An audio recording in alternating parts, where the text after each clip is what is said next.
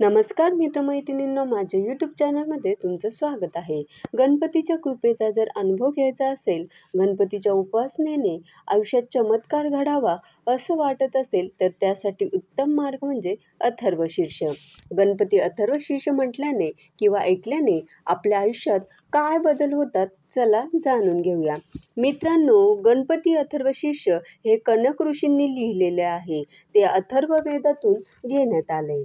गणपती अथर्वशीर्ष म्हटल्याने अनेक चमत्कार उपासकाच्या आयुष्यात घडून येतात.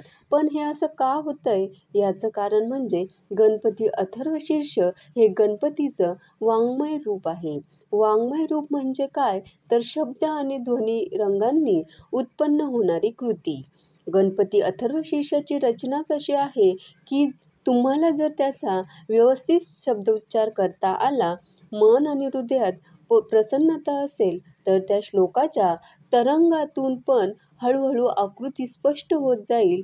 आणि ती आकृती असेल गणेशाची. थर्व म्हणजेच चंचल, अथर्व म्हणजे स्थिर, शीर्ष म्हणजे मस्तक, ज्याच्या पठणामुळे बुद्धीला स्थिरता येते, असं उपनिषद म्हणजे अथर्व शीर्ष असा याचा अर्थ लावला जातो. यात प्रथम गणपतीच्या सगुण ब्रह्माची उपासना सांगून शेवटी गणपती म्हणजेच परब्रह्म आहे असं म्हटलेलं आहे. गणपती हा 3 देहांच्या पलीकडचा असला तरी गण हे त्याचं तांत्रिक शरीर आहे आणि तोच त्याचा मंत्रही आहे.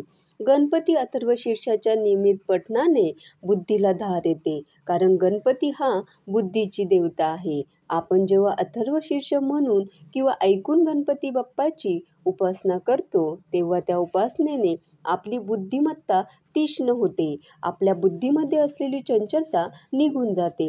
म्हणूनच तर लहान मुलांना मुद्दामून अथर्वशीर्ष शिकवलं जातं आणि रोज त्यांच्याकडून म्हणून घेतलं जातं, कारण त्यामुळे ते अभ्यासात हुशार होतात.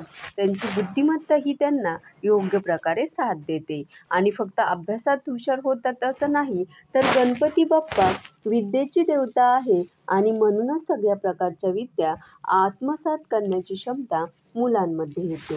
मोठ्या माणसांनी सुद्धा अथर्वशीर्ष म्हटलं तर त्यांच्यामध्ये असलेल्या क्षमतांचं सुद्धा प्रकटीकरण होतं. म्हणजे बरेचदा आपल्यामध्ये काय क्षमता आहेत याची जाणीवही आपल्याला नसते.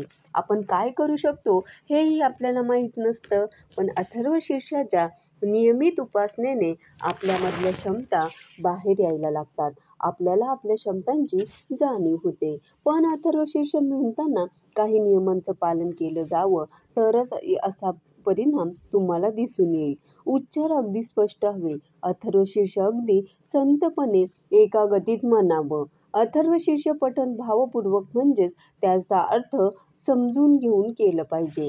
तेव्हा एकापेक्षा अनेक वेळा हे अथर्वशीर्ष म्हणायचं असेल तेव्हा वरद मूर्तये नमः इथपर्यंतच म्हणावं. त्यापुढे फलश्रुती देण्यात आलेली आहे, ती शेवटच्या आवर्तनानंतर म्हणावी. अथर्वशीर्षाच्या आधी देण्यात आलेला शांती मंत्र प्रत्येक पठणापूर्वी म्हणावा. सुरुवातीस एकदा म्हणावा, म्हणजे जेव्हा तुम्हाला 21 आवर्तने करायचे असतील तेव्हासाठी हा नियम लक्षात ठेवावा. आता अथर्वशीर्षाची 21 आवर्तनं म्हणजेच एक अभिषेक होय. दुर्वाशिवाय गणेश पूजन अपूर्ण. जशी दुर्वांशिवाय गणेश पूजा अपूर्ण असते, तशीच अथर्वशीर्षाच्या पठणाशिवाय गणेशाची उपासना ही अपूर्णच म्हणावी लागेल. अथर्वशीर्ष म्हणण्यापूर्वी स्नान करावं. अथर्वशीर्षाचा पाठ करताना बसायला खाली काहीतरी अंथरावं. अथर्वशीर्षाचा पाठ म्हणताना मांडी पलटावी लागू नये याची काळजी घ्यावी. त्याचबरोबर अथर्वशीर्षाचा पाठ करताना दक्षिण दिशा सोडून कोणत्याही दिशेला तोंड करून बसलात तरी काहीही हरकत नाही. अथर्वशीर्ष पाठ म्हणण्यापूर्वी वडीलधाऱ्यांना तसंच गुरूंना नमस्कार करावा. अथर्वशीर्ष पठण करण्यापूर्वी गणपतीची पूजा करून त्याला अक्षदा, दुर्वा, शमी आणि तांबडं फुलं अवश्य वाहावं. अथर्वशीर्ष मनोभावे म्हणावं. त्याचा अनुभव नक्कीच येतो. फक्त तुमच्या क्षमतांची तुम्हाला जाणीव होते असं नाही, तर तुमचं एखादं काम अडलं असेल तेव्हा कुठल्या तरी संकटात असाल तेव्हा अथर्वशीर्ष म्हणून गणपती बाप्पाला अभिषेक करा. गणपती बाप्पा तुमच्या मार्गातील सगळी विघ्न दूर करतो असा अनेकांचा अनुभव आहे. मित्रांनो, गणपती बाप्पाच्या कृपेचा अनुभव तुम्हाला घ्यायचा असेल तर अथर्वशीर्ष म्हणायला शिका आणि अथर्वशीर्ष म्हणून बघा. नियमित अथर्वशीर्ष म्हटल्याने तुमच्या आयुष्यात झालेला बदल तुम्हाला नक्की जाणवेल. किंवा तुम्ही एखाद्या संकटात असाल तर 21 आवर्तनं गणपती बाप्पाला अथर्वशीर्षाचा अभिषेक करावा.